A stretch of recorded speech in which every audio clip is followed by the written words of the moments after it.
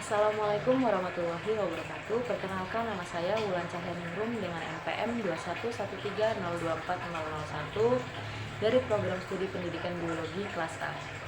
Oke, di sini saya akan memaparkan materi mengenai hewan dan lingkungannya serta faktor pembatas.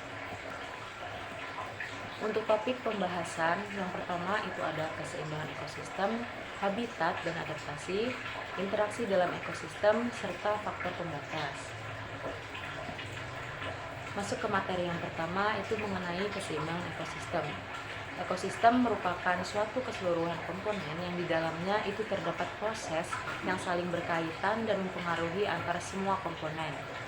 Pada suatu ekosistem itu terdapat komponen yang hidup atau yang biasa kita sebut dengan biotik, dan komponen yang tidak hidup itu disebut dengan abiotik. Kemudian untuk komponen penyusun ekosistem, yang pertama itu ada komponen biotik. Untuk komponen biotik itu makhluk hidup yang terdiri atas manusia, hewan, tumbuhan, serta mikroba. Nah, pada gambar yang pertama itu terdapat jaring-jaring makanan yang mana terdapat produsen, konsumen tingkat 1 hingga tingkat 3, serta pengurai. Untuk yang kedua, faktor abiotik. Komponen abiotik ini terdiri atas suhu, air, kelembapan, cahaya, dan tanah. Kemudian ada gambar mengenai keseimbangan ekosistem. Keseimbangan ekosistem ini merujuk kepada kondisi di mana berbagai komponen itu dalam suatu ekosistem seperti organisme hidup, tumbuhan, hewan, dan lingkungan fisiknya berinteraksi secara seimbang dan stabil. Kemudian habitat dan adaptasi. Untuk habitat atau tempat tinggal makhluk hidup merupakan unit geografis yang secara efektif mendukung keberlangsungan hidup dan reproduksi suatu spesies atau individu. Di dalam habitat tersebut itu terdapat makhluk hidup lainnya serta faktor-faktor abiotik yang satu dengan lainnya saling berinteraksi secara kompleks membentuk satu kesatuan yang disebut dengan habitat.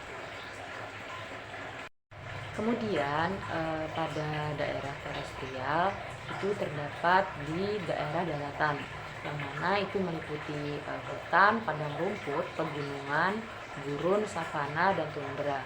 Kemudian untuk daerah akuatik itu terdapat di sungai, danau, laut, dan rawa. Kemudian adaptasi itu merupakan proses penyesuaian diri makhluk hidup dengan keadaan lingkungan sekitarnya. Adaptasi akan dilakukan oleh makhluk hidup bila keadaan sekitarnya membahayakan atau tidak menguntungkan bagi dirinya, sehingga perlu untuk menyelamatkan atau mempertahankan kehidupannya. Kemudian ada beberapa adaptasi. Di sini yang pertama ada adaptasi morfologi. Adaptasi morfologi itu merupakan penyesuaian bentuk tubuh pada hewan untuk kelangsungan hidupnya. Di sini ada beberapa contoh, itu ada morfologi dari gigi, kemudian moncong, paruh. Nah, kemudian masuk ke adaptasi fisiologi. Adaptasi fisiologi ini merupakan penyesuaian fungsi fisiologis tubuh untuk mempertahankan hidupnya. Di sini terdapat beberapa adaptasi fisiologi. Yang pertama itu ada penjar bau. Contohnya itu pada musang yang mengeluarkan bau busuk untuk menghindari diri dari musuh. Kemudian ada kantong tinta. Itu terdapat pada cumi-cumi dan gurita. Yang mana dia jika terancam itu akan menyemprotkan cairan tinta hitam kepada mangsanya. Kemudian mimikri itu pada bunglon. Kulit bunglon itu akan menyesuaikan warna tubuhnya di saat mereka sedang berada di tempat tertentu. Kemudian adaptasi tingkah laku.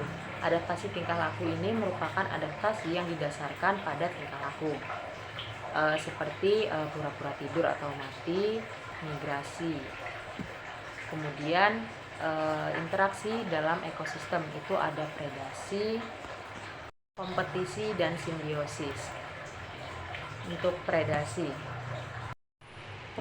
merupakan interaksi antara dua organisme, di mana satu organisme yang disebut sebagai predator itu akan memburu, menangkap, dan memakan organisme lain yang disebut sebagai mangsa.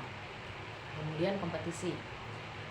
Kompetisi ini dapat terjadi ketika dua atau lebih organisme itu saling bersaing untuk memperebutkan sumber daya yang terbatas, seperti makanan, tempat tinggal, air, cahaya matahari, ataupun pasangan kawin.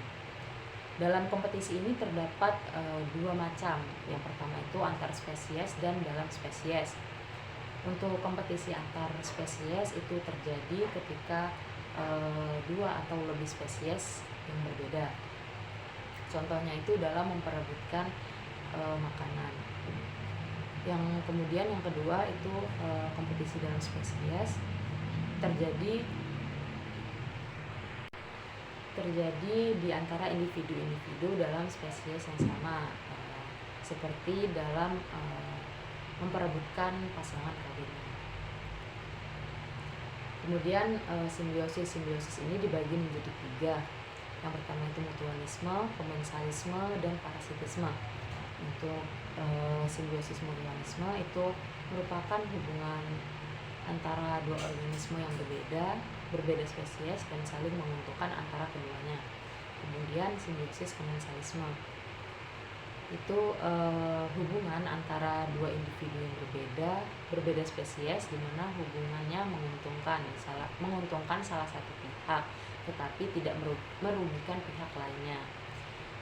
Untuk simbiosis yang terakhir itu simbiosis parasitisme, merupakan hubungan antar individu yang berbeda spesies, di mana satu individu menguntungkan hidupnya dengan organisme lain dan mengambil makanan dari inang tersebut sehingga bersifat merugikan. Kemudian untuk faktor pembatas merupakan faktor yang menentukan pertumbuhan dan perkembangan suatu organisme dalam keadaan minimum. Faktor pembatas ini merujuk kepada faktor lingkungan yang ada dalam jumlah atau tingkat yang paling rendah dibandingkan dengan kebutuhan organisme tertentu. Nah, dalam faktor pembatas ini terbagi menjadi 2, ada faktor pembatas fisika dan kimia. Untuk faktor pembatas fisika itu terdapat suhu, radiasi cahaya, kemudian air, dan kelembapan. Nah, kemudian untuk faktor pembatas kimianya itu terdapat gas-gas atmosfer, garam-garam biogenik, arus dan tekanan, nutrisi. Oke, mungkin cukup pemaparan materi mengenai hewan dengan lingkungannya serta faktor pembatas. Jika terdapat kesalahan, saya mohon maaf. Saya akhiri. Wassalamualaikum warahmatullahi wabarakatuh.